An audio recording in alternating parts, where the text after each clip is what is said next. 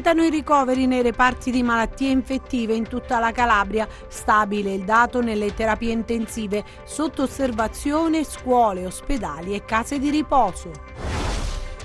Da oggi entrate e uscite dal territorio di Casali del Manco pattugliate dalla polizia per proteggere il territorio dichiarato zona rossa. La cittadina tirrenica, tenuta sotto osservazione dal Dipartimento di Prevenzione dell'ASP di Cosenza, preoccupa l'aumento dei casi di positività. È corsa a sottoporsi al test rapido, il tampone nasale è il più gettonato. Ogni 100 esami fatti, 10 danno esito positivo. Continuano le proteste dei sindaci all'indomani del nuovo decreto. I primi cittadini ribadiscono che le decisioni devono essere assunte dal governo. Boom di richieste per il vaccino antinfluenzale, le scorte scarseggiano, protestano i medici di base. Buonasera ad Anna Franchino e ben ritrovati a questa nuova edizione in diretta del nostro telegiornale. Lo avete visto dai titoli, ma c'è una notizia dell'ultima ora che riguarda un reparto dell'ospedale di Crotone che è stato chiuso e sarà riaperto domani per consentire la sanificazione dei locali dopo che un paziente è risultato positivo al Covid-19. Lo ha reso noto proprio l'azienda sanitaria provinciale, che ha anche specificato che sono 8 e non 9 i nuovi casi di contagio da coronavirus registrati nel territorio della provincia di Crotone. L'ASP specifica che i 9 che risultano dal bollettino regionale tengono conto anche del risultato del test su un paziente attualmente contagiato, il cui tampone di controllo è risultato nuovamente positivo. Gli 8 nuovi contagi, secondo la nota dell'ASP, proprio a firma del direttore generale Francesco Masciari e del direttore sanitario Pietro Brisinda, sono stati riscontrati sui 141 tamponi eseguiti sul territorio provinciale proprio nella giornata di ieri, inviati al laboratorio di virologia e microbiologia dell'azienda ospedaliera pugliese Ciaccio di Catanzaro proprio per essere analizzati. Uno dei nuovi contagiati ha avuto anche accesso in un reparto dell'ospedale di Crotone. Ma facciamo il punto sui contagi di oggi nel bollettino regionale. Secondo il bollettino diramato dalla Regione Calabria, ad oggi sono stati sottoposti a test 240.594 soggetti per un totale di 242.700 tamponi eseguiti. Allo stesso soggetto possono essere effettuati più test. Le persone risultate positive al coronavirus sono 2.963, 94 in più rispetto a ieri, quelle negative 237.631. Territorialmente dall'inizio dell'epidemia i casi positivi sono così distribuiti: a Catanzaro casi attivi 127, 20 in reparto, 3 in terapia intensiva, 104 in isolamento domiciliare, casi chiusi 312, 278 guariti e 34 deceduti. A Cosenza casi attivi 292, 21 in reparto, 2 in terapia intensiva, 269 in isolamento domiciliare, casi chiusi 578, 542 guariti, 36 deceduti. A Reggio Calabria casi attivi 573, 30 in reparto, 1 in terapia intensiva, 542 in isolamento domiciliare, casi chiusi 437, 416 guariti e 21 deceduti. A Crotone casi attivi 19, 19 in isolamento domiciliare, casi chiusi 148, 142 guariti e 6 deceduti. A Vibo Valentia casi attivi 19, 2 ricoverati, 17 in isolamento domiciliare, casi chiusi 119, 113 guariti e 6 deceduti. Altra regioni o stati esteri, casi attivi 222, 222 in isolamento domiciliare, casi chiusi 117, 116 guariti e 1 deceduto. I casi confermati oggi sono così suddivisi: a Cosenza 23, a Catanzaro 10, a Crotone 9, a Vibo Valentia 2, a Reggio Calabria 50. Dall'ultima rilevazione, le persone che si sono registrate sul portale della Regione Calabria per comunicare la loro presenza sul territorio regionale sono in totale 1114.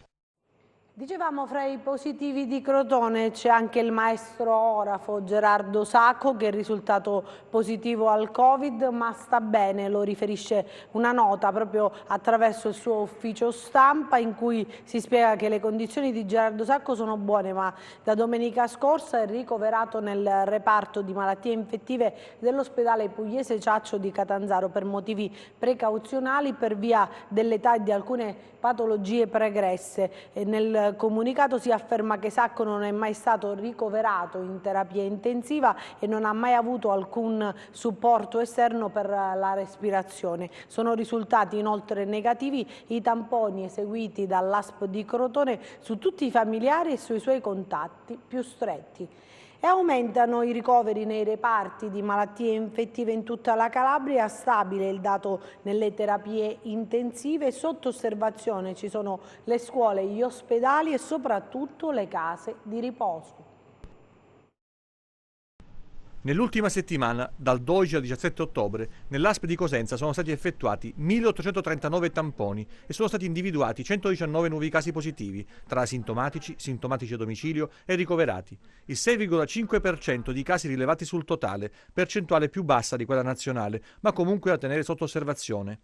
I dati più preoccupanti riguardano invece quelli relativi all'aumento di ricoveri. Sono 66 soggetti che hanno avuto necessità di ricevere le cure nei 3 reparti di malattie infettive di Cosenza, Catanzaro e Reggio Calabria. Erano 61 nelle 24 ore precedenti. 6 i ricoverati nelle terapie intensive. Il consigliere regionale Giannetta lancia l'allarme sul GOM di Reggio, dove, sostiene, sarebbero rimasti solo 7 posti disponibili in intensiva. Continua il monitoraggio dei soggetti collegati ai tanti positivi emersi nel focolaio individuato in Presila, 300 i tamponi esaminati nelle ultime ore, che hanno dato fortunatamente esito negativo, ma il cluster che ha portato alla dichiarazione di zona rossa per Casali del Manco e Celico ha avuto il tempo e le occasioni di portare il contagio in diverse zone limitrofe e dell'area urbana di Cosenza. Un anziano risultato positivo al Covid-19 e con altre patologie è deceduto nella propria abitazione in località Morelli di Casali del Manco. E c'è attesa per i risultati dello screening effettuato tra gli ospiti e il personale di una comunità d'alloggio per anziani di Spezzano Piccolo, dove è risultata positiva la titolare. Un'altra batteria è stata eseguita a Spezzano della Sila, comune che ha già contato qualche caso e che potrebbe rientrare nella zona rossa se emergessero positività in numero consistente. 5 i casi positivi riscontrati a Cetraro, collegati al matrimonio celebrato il 4 ottobre, che ha inguaiato diverse comunità e altri tamponi sono in corso di esame. Dalle nozze provengono anche i 6 nuovi casi a Scalea e i 10 a Belvedere e la preoccupazione che coinvolge tutto l'Alto Tirreno cosentino. Sullo Ionio effettuati circa 80 tamponi per controllare 2 situazioni legate a positivi non residenti che hanno avuto contatti con altri cittadini. Domani si faranno i risultati. A Cosenza città i casi nelle ultime 24 ore sono stati 4. Il contagio di una studentessa allo scientifico Scorza ha fatto scattare la procedura di isolamento per compagni e docenti e la sanificazione della classe. DAD fino al 31 ottobre per l'Ipsia Marconi di Cosenza, decisione presa soprattutto per non penalizzare gli studenti provenienti dalla zona rossa. L'allarme scattato all'interno dell'ospedale di Cosenza ha portato alla sanificazione del reparto di ortopedia. Il paziente risultato negativo al tampone di ingresso ha rilevato la propria positività nei giorni successivi. Decisivo l'intuito di un anestesista insospettita dalla bassa saturazione del paziente. Intanto i carabinieri del NAS hanno effettuato un blitz in ospedale a Cosenza per verificare i livelli standard assistenziali della struttura ospedaliera. In corso controlli mirati per valutare la qualità igienico-sanitaria delle unità operative. Lo sguardo degli uomini del nucleo antisofisticazioni guidati dal capitano Vincenzo Pappalardo è rivolto in particolare ai reparti di ginecologia e ostetricia dell'Annunziata e del pronto soccorso. Il virus è entrato anche in una scuola di Lamezia Terme, didattica a distanza per le classi coinvolte nei contagi di un docente e di un alunno. Municipi chiusi nel Regino a Brancaleone e Bruzzano, situazione incandescente con l'intervento dei sindacati in una clinica di Reggio e 2 scuole, una primaria e una dell'infanzia, sotto osservazione. Non è un dato da sottovalutare. Fino ad ora diciamo che i numeri di questi da agosto ad ora sono sicuramente superiori a quelli che abbiamo avuto nella prima fase, marzo, aprile, maggio. Però abbiamo affrontato al meglio questa situazione, stiamo curando sicuramente meglio i pazienti e questo ci permette di aumentare il turnover degli stessi in modo da non andare mai in sofferenza. Lo conosciamo meglio questo virus e ripeto, lo stiamo trattando sicuramente meglio. anche perché un momento diciamo importante della cura è il ricovero precoce, non bisogna mai aspettare che la polmonite vada avanti. Più si arriva con problemi di saturazione di ossigeno, peggio naturalmente è, dico un'ovvietà, ma è così. Prevenzione, cura precoce e naturalmente un contact tracing più approfondito e più capillare. Come si sta facendo? Io più volte avevo detto che ormai bisogna convivere con il virus e non dovevamo certo illuderci della sua sparizione, però dobbiamo affrontarlo e lo dobbiamo più che inseguire, dobbiamo diciamo sopravanzarlo, prevenire i contagi che lo stesso virus può dare. E da oggi entrate ed uscite dal territorio di Casali del Manco nel Cosentino sono pattugliate dalla polizia proprio per proteggere il territorio che è stato dichiarato zona rossa. Il silenzio è assordante a Casali del Manco, si sente il rumore degli incartamenti toccati dalle forze dell'ordine che da oggi controllano i varchi di entrata e uscita. I poliziotti sono chiamati a controllare chi non rispetta l'ordinanza disposta dalla Regione e per questo in diversi punti del comune, che lo ricordiamo è molto vasto e include diverse località, sono stati istituiti dei veri e propri posti di blocco. I varchi in ingresso e uscita sono 9 e quelli che vi mostriamo sono solo alcuni dei punti nevralgici dove gli agenti hanno disposto i controlli necessari. L'allarme resta alto, almeno fin quando il focolaio non verrà definitivamente debellato, dunque la zona, dopo la richiesta di intervento della prefettura, è off limits fino a data da destinarsi e resta vietato allontanarsi dal comune se non con comprovate esigenze lavorative di necessità o motivi di salute. Adesso ci spostiamo sul Tirreno Cosentino, in particolare a Belvedere Marittimo, dove la cittadina tirrenica è tenuta sotto osservazione dal Dipartimento di Prevenzione dell'ASP di Cosenza. Preoccupa l'aumento dei casi di positività. Per noi ha seguito la situazione Isabella Roccà. Qual è la situazione a Belvedere Marittimo? Abbiamo parlato anche nel corso delle edizioni di ieri dei nostri TG che c'è stato un aumento dei casi di positivi proprio sul territorio di Belvedere. Qual è al momento la situazione? Lo chiediamo al sindaco Cascini, siamo proprio nella stanza del sindaco qui al comune. Allora, fino a ieri erano 26, adesso sono aumentati ulteriormente questi casi, sindaco? Sì, sono aumentati, come è logico che debba aumentare una forma epidemica, anche se limitata, di questo tipo. Non ci sono stati e non ci sono numeri realmente preoccupanti. È chiaro che da un evento che ha coinvolto 200 persone è impossibile che non ci siano contatti e non ci siano situazioni diffusive, diciamo, perlomeno in un numero maggiore di quello che può essere i 25 o i 30. Noi stiamo monitorando la situazione fin dall'inizio.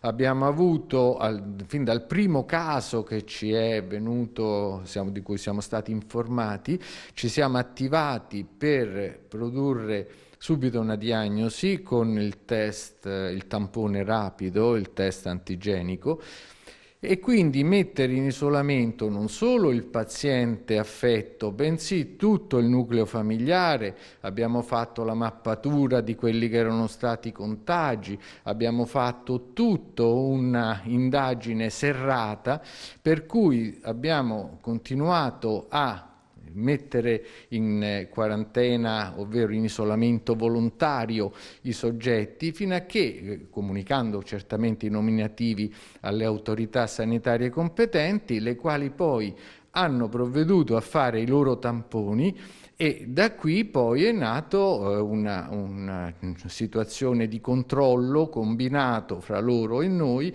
per avere un numero preciso. È chiaro che in 15 giorni da quando è successo l'evento a quando noi siamo arrivati appunto più o meno oggi, insomma, è chiaro che i numeri sono cresciuti. Non si teme la zona rossa, Sindaco, perché il timore era anche questo, cioè Belvedere potrebbe diventare una zona rossa? Belvedere non ha i numeri per diventare una zona rossa. Noi siamo 10.000 abitanti quasi. I casi sono 30, 35 saranno forse oggi, perché abbiamo ancora alcune persone che stanno aspettando la risposta dei test. Quindi non può essere zona rossa. Anche perché noi nella mappatura dei contatti abbiamo anche fatto una mappatura delle abitazioni dei soggetti e abbiamo avuto modo di poter verificare l'agglomerato urbano dove si erano maggiori contatti. Quindi, interfacciandosi con le autorità regionali, con le autorità sanitarie, noi siamo arrivati a un ragionamento molto semplice. Invece di creare zona rossa Belvedere, dove la maggior parte del territorio è sano, perché non si fa una zona rossa limitata a quel settore dove insistono e dove abitano le famiglie che sono tutt'oggi isolate comunque nelle proprie abitazioni?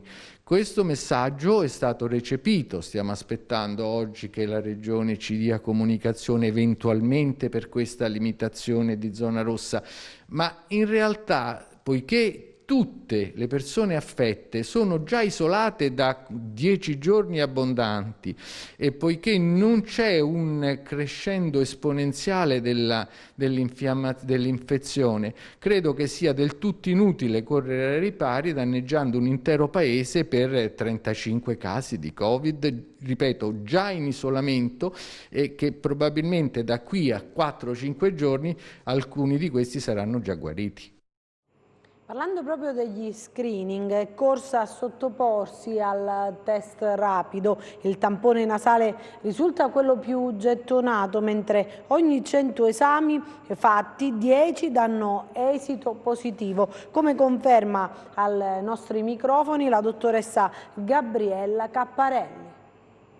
Test rapidi precisi al 98% e corsa per sottoporsi ai nuovi controlli. Il tampone nasale è il più gettonato, il 10% dà esito positivo, ma sono affidabili? Lo abbiamo chiesto ad una biologa. Hanno un'affidabilità del 98,6%.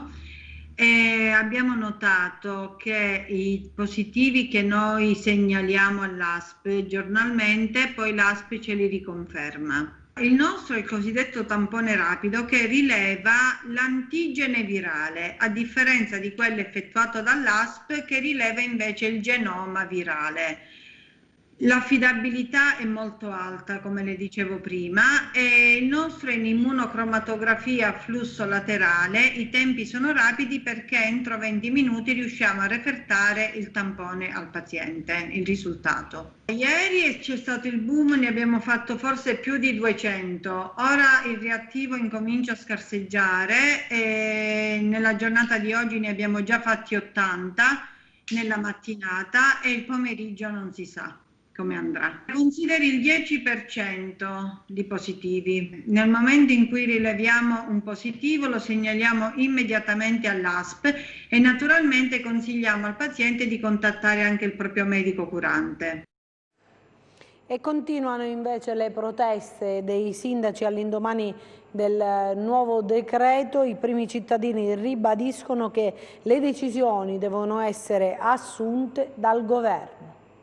Il governo scarica sui sindaci la responsabilità per eventuali chiusure, poi corregge il tiro. La critica da parte dei primi cittadini che dicono non bisogna delegare, è uno scaricabarile. Certo, mi pare che abbiano pienamente ragione il presidente nazionale dell'ANGI, il sindaco di Bari De Caro, così come condivido e sottoscrivo l'intervista del sindaco di Firenze Nardella rispetto all'ultimo del PCM. Corretto in parte, nella parte dove non si parla dei sindaci come le istituzioni che decidono la chiusura di piazze, di vie, che insomma intervengono movida, ma quando si parla del territorio si parla dei sindaci, e quando si parla di prefetture si parla comunque di coordinamenti dei sindaci, che sono il terminale di decisioni. Le decisioni devono essere assunte dal governo e il governo deve dire con chiarezza se i luoghi della movida, le piazze, le strade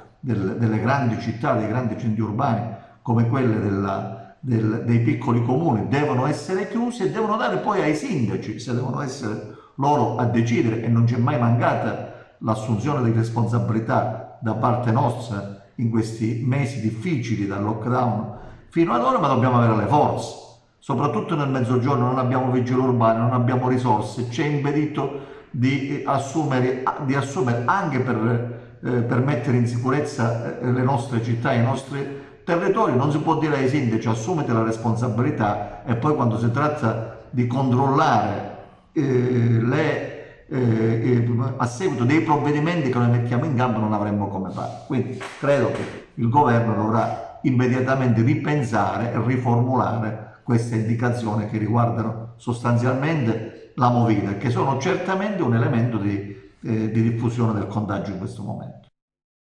E per chiudere quest'ampia pagina dedicata al Covid c'è una notizia che è stata prorogata fino alle 20 del 26 ottobre, la zona rossa istituita nel campo container di Contrada Testa dell'Acqua di Rosarno, dove sono nei giorni scorsi stati individuati 20 migranti positivi al Covid. Si tratta di un'area su cui sorgono 22 container, moduli abitativi in cui vivono circa 120 migranti. La decisione è stata presa con propria ordinanza dal presidente facente funzioni della Regione Calabria, Nino Spirli, dopo che il Dipartimento di Prevenzione dell'Azienda Sanitaria Provinciale di Reggio Calabria ha riferito che l'attività di screening prevista sui soggetti presenti proprio nell'area interessata non è stata ad oggi completata, proponendo così il rinnovo della zona rossa. I positivi sono stati posti in isolamento in tende situate fuori dal campo container.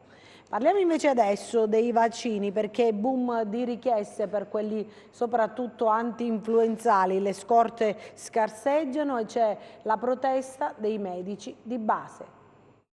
I medici di base sono pronti per iniziare a somministrare ai loro pazienti il vaccino antinfluenzale. Il problema però è che mancano le dosi necessarie a far fronte ad una richiesta in aumento. Questo è quanto scrive un medico di Cosenza che sui social posta anche la foto. Noi ci siamo, dice, però chi doveva fornirci le dosi necessarie è riuscito a metterci in grande difficoltà.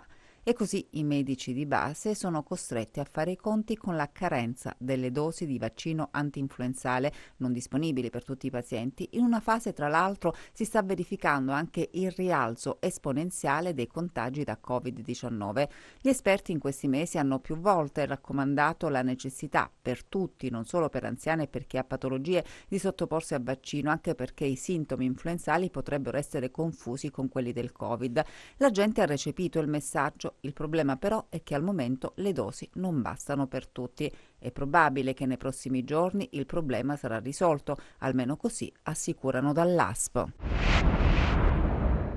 E noi siamo pronti, siamo organizzati nei nostri studi anche in modo alternativo e siamo pronti a vaccinare i nostri pazienti. Il problema è che pare ci sia un problema di approvvigionamento da parte dell'azienda, per cui non sono arrivati ancora tutti i vaccini, per cui ho addirittura colleghi che hanno fatto richiesta di 300 vaccini e gliene sono state assegnate appena 10, a chi vende, a chi 60.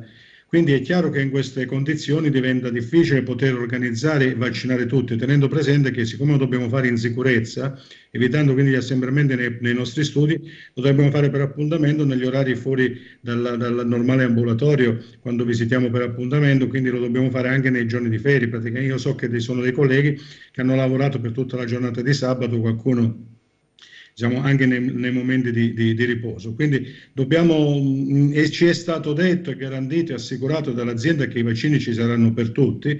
A questo punto, se questo fosse vero, dobbiamo anche dire ai nostri pazienti, ai nostri cittadini della provincia di Cosenza che non tutti lo faranno subito il vaccino, però il tempo per vaccinare va dalla fine di ottobre fino a dicembre, quindi c'è tempo per vaccinare tutti. Quindi dateci anche la possibilità, diciamo ai nostri pazienti, di lavorare un pochino anche noi con serenità, di cominciare a fare le vaccinazioni ai pazienti che sono più a rischio, intendo dai 60 anni adesso in su, e pazienti con patologie croniche, e poi mano a mano diciamo farle anche a tutti quanti gli altri, magari anche i pazienti più giovani, quelli che hanno patologie croniche sono più giovani e così via.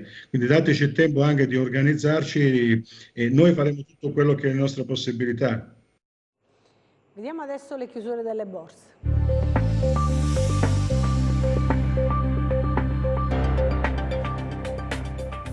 Chiusura contrastata per i listini del vecchio continente, mentre gli indici di Wall Street hanno ridotto i guadagni rispetto all'apertura. Oggi scade la deadline fissata dalla speaker alla Camera USA per i colloqui sul nuovo pacchetto di stimoli. Le divergenze fra le parti si starebbero sottigliando, ravvivando le speranze di pervenire un'intesa prima delle elezioni presidenziali di novembre. Il tutto mentre la pandemia non dà segnali di rallentamento, con oltre 40 milioni di casi nel mondo e una preoccupante accelerazione in Europa, dove diversi paesi stanno varando misure restrittive per contenere i contagi. A Piazza Affari il FTSE MIB archivia gli scambi in rialzo dello 0,6%, positivo come l'Ibex 35 di Madrid a +1, poco mosso il FTSE 100 di Londra 0,3%, flat il CAC 40 di Parigi, mentre arretra il DAX di Francoforte meno 0,9%. Oltreoceano viaggiano sopra la parità il Dow Jones e l'S&P 500 a +0,5% e il Nasdaq a +0,25%. Sul Forex l'euro-dollaro risale 1,182, mentre il cambio tra biglietto verde e yen si attesta a 105,6. Tra le materie prime poco mosse le quotazioni del greggio, con il Brent a meno 0,2 a 42,6 dollari e il WTI sempre a meno 0,2 a 40,9 dollari. Sull'obbligazionario lo spread BTP Bund si attesta a 133 punti base, con il rendimento del decennale italiano in aumento allo 0,73%.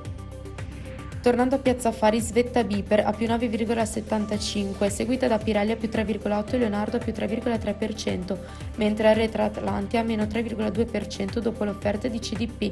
Grazie e buon proseguimento di serata. E noi chiudiamo con le previsioni del tempo.